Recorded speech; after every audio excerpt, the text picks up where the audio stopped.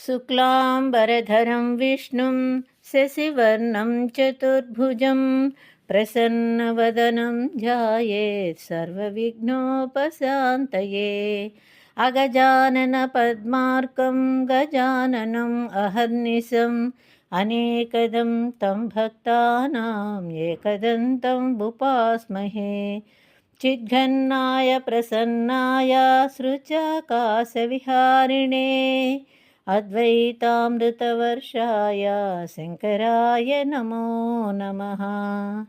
लक्ष्मीं क्षीरसमुद्रराजतनयां श्रीरङ्गधामेश्वरीं दासीभूतसमस्तदेववनितां लोकैकदीपाङ्कुरां श्रीमन्मन्दकटाक्षलब्धविभवद्ब्रह्मेन्द्रगङ्गाधरां त्वां त्रैलोक्यकुटुम्बिनीं सरसिजां वन्दे मुकुन्दप्रियाम्। सदाशिवसमारम्भां शङ्कराचार्यमध्यमाम् अस्मदाचार्यपर्यन्तां वन्दे गुरुपरम्परा। శ్రీమాత్రే నమః. శ్రీ గురుభ్యో నమః. హరి ఓం. ఇప్పుడు మనము శంకరాచార్యులు విరచించిన కనకధారా స్తోత్రం గురించి దాన్ని విశ్లేషించుకుందాం. శంకరాచార్యులు వారు ఎవరు? శివుని మరో రూపమే శంకరాచార్యులు. ఆయన దివిలో ఈయన భువిలో, ఇద్దరు శంకర్లే, మరో రూపమే ఆయన. శంకరాచార్యుల వారు వైశాఖ మాస శుక్లపక్ష తదియ నాడు కేరళ రాష్ట్రంలో కాలడి అనే గ్రామంలో భిక్షాటన కోసం ఒక రోజున ఒక పేద బ్రాహ్మణ స్త్రీ ఇంటికి వెళ్ళారు. ఆమె తన ఇంట్లో భగవంతునికి నివేదనగా సమర్పించిన ఉసిరికాయను శంకర్లకు భిక్షగా వేసింది. పాపం ఇల్లంతా ఏమీ లేదు, అంతా నిండుకుంది. ఏమీ లేదు నాయన, ఒక కట్టు గుడ్డ తప్పదు, అది కూడా చిరిగిన దీంతో. పాపం అంత బీదరాలు. అటువంటి ఆవిడ శంకర్లు వచ్చారని ఆయనకి ఉసిరికాయను భిక్షగా వేసింది. ఆ భిక్షను స్వీకరించిన శంకరులు కనకధారా స్తోత్రాన్ని స్తోత్రం చేయగా అమ్మవారు అనుగ్రహించి ఆ ఇల్లంతా బంగారు ఉసిరికాయలతో నింపింది.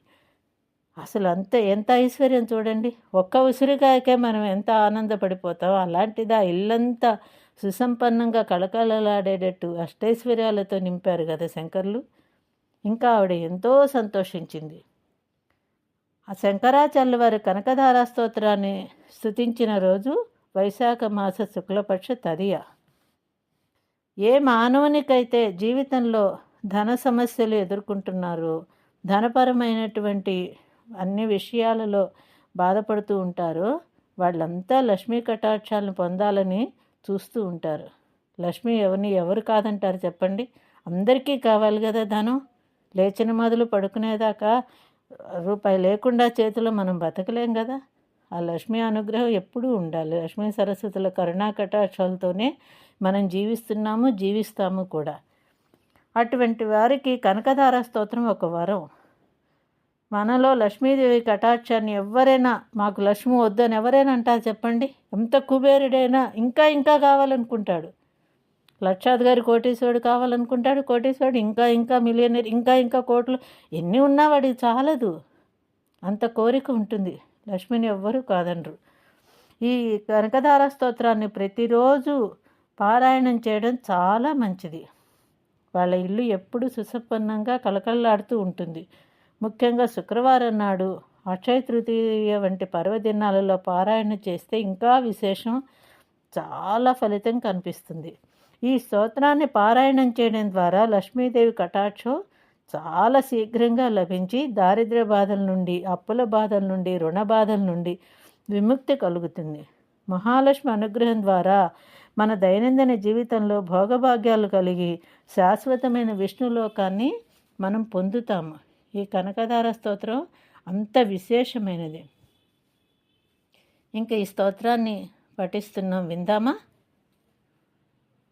వందే వందారమందారం ఇందిరానందకందలం అమందానందసందోహబంధూరం సింధురాననం అంగం హరే పులకభూషణం ఆశ్రయంతే భృంగాంగనేవ ముకుళాభరణం తమాలం అంగీకృతాఖిల విభూతిరపాంగలీలా మాంగళ్యధాస్తు మమ మంగళదేవతాయా. అంటే మొగ్గలతో శోభిల్లే గానుగ చెట్టును ఆడుతుమ్మెద ఆశ్రయించినట్లుగా గానుగ వృక్షం మాదిరి చల్లనివాడు నల్లనివాడు అయిన శ్రీ మహావిష్ణువు ఆనందం పొందుతాడు. ఎందువలన? లక్ష్మీదేవి ఆయన కూడా ఉంది కాబట్టి. అటువంటి కూడా లక్ష్మీదేవితో ఉన్న శ్రీ మహావిష్ణువు ఎప్పుడైతే ఆనందం పొందుతున్నాడో, ఆయన ఆనందం వల్ల ఏర్పడిన గగుర్పాటుతో కూడిన శరీరాన్ని మంగళకరమైన మాంగళ్య దేవత అనే సార్థక నామాన్ని ధరించిన శ్రీ మహాలక్ష్మి ఆయన ఎప్పుడు ఆశ్రయించి ఉంటుంది. విష్ణువక్ష స్థల నివాసిని కదా అమ్మవారు. విష్ణువక్ష స్థలాలయ్యే అంటాం కదా. ఆవిడ ఎప్పుడూ విష్ణువుని వక్షస్థలమే ఆవిడ నివాసము. అట్టి సకలైశ్వర్యాలకు నిలయమైన ఆ జగజ్జనని తన కరుణాకటాక్షి వీక్షణాలు నా మీద ప్రసరించి నాకు శుభములో నిచ్చునుగాక అని మనమంతా లక్ష్మీదేవిని ఈ విధంగా ప్రార్థిద్దాము.